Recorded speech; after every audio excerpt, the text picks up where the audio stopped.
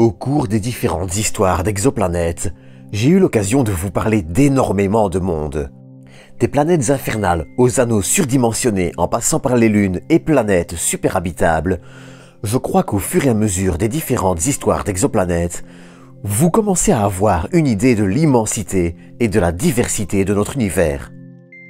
Pourtant, en cumulant toutes les 178 minutes d'histoire d'exoplanètes, croyez-le ou non, mais nous n'avons parlé que de quelques dizaines des plus de 4300 connues à ce jour.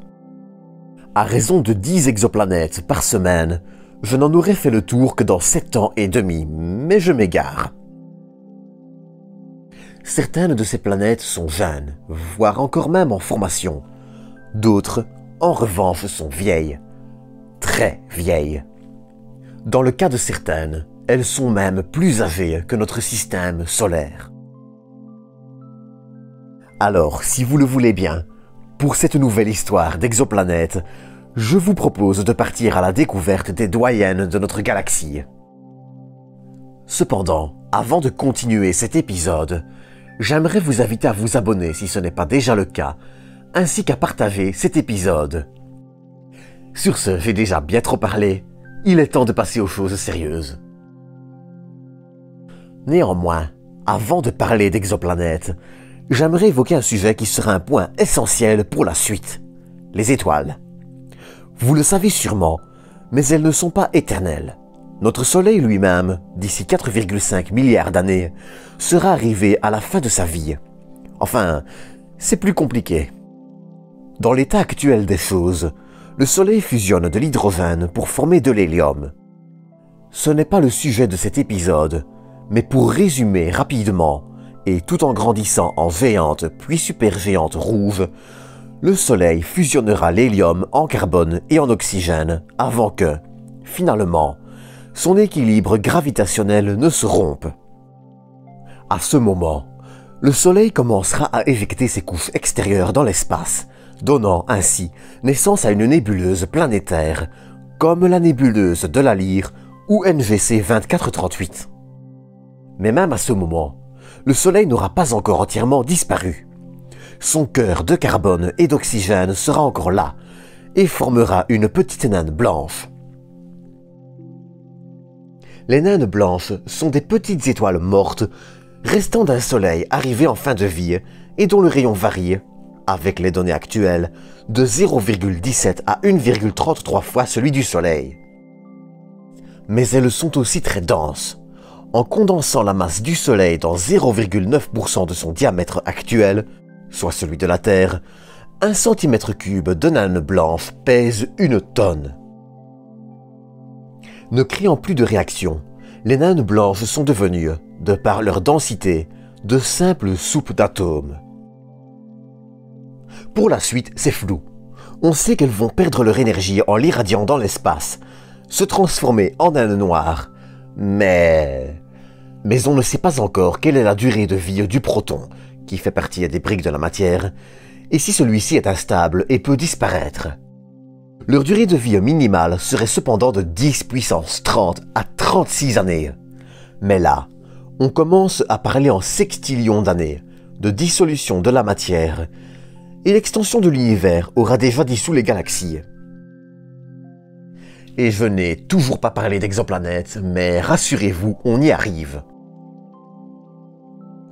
Dans le cas de certaines étoiles, les naines rouges dont la masse va de 7,5 à 50% de celle du Soleil, leur durée de vie peut se compter en trillions d'années.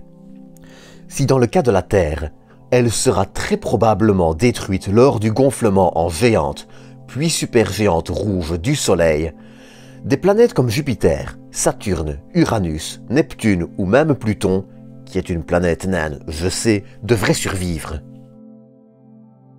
Et c'est justement ça que j'essayais de vous dire. La durée de vie possible pour une planète peut être colossale si celle-ci a de la chance. Autour d'une naine rouge, elle bénéficiera de la chaleur de son étoile plus longtemps, mais autour d'une naine blanche, elle pourra traverser les âges.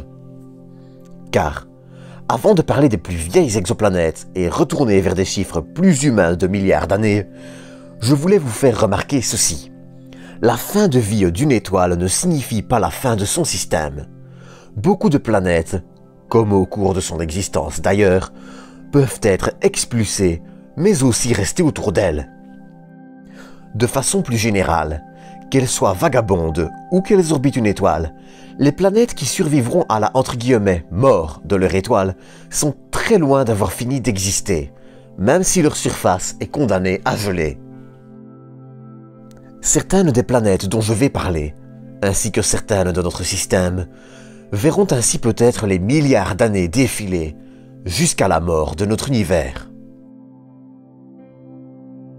Ayant bien digressé, je vous propose de maintenant partir à 40 années-lumière d'ici, dans le système 55 Cancri.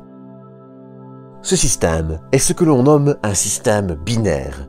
Il est composé de deux étoiles, une naine jaune, 55 Cancri A, semblable au Soleil, et une naine rouge, 55 Cancri B.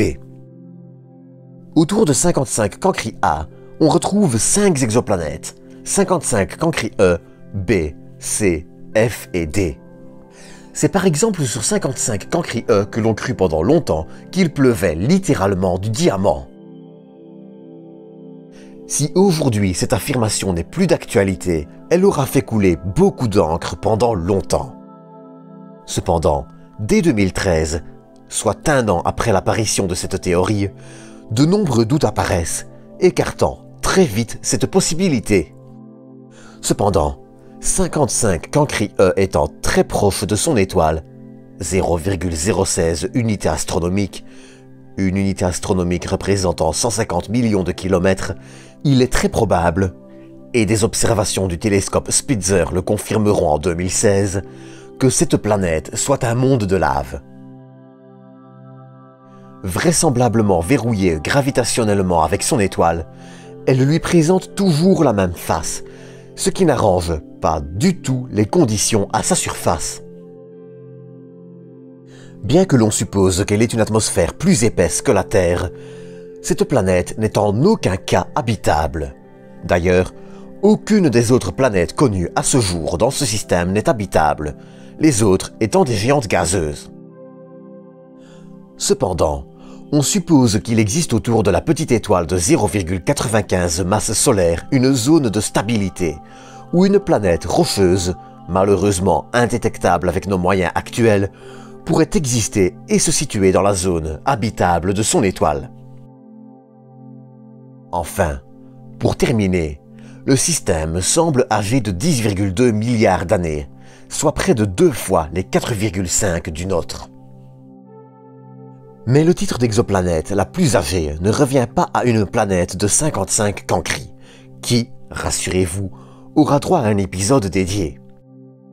Pour trouver cette exoplanète, il faut partir à 12 400 années-lumière d'ici, en direction de la constellation du Scorpion.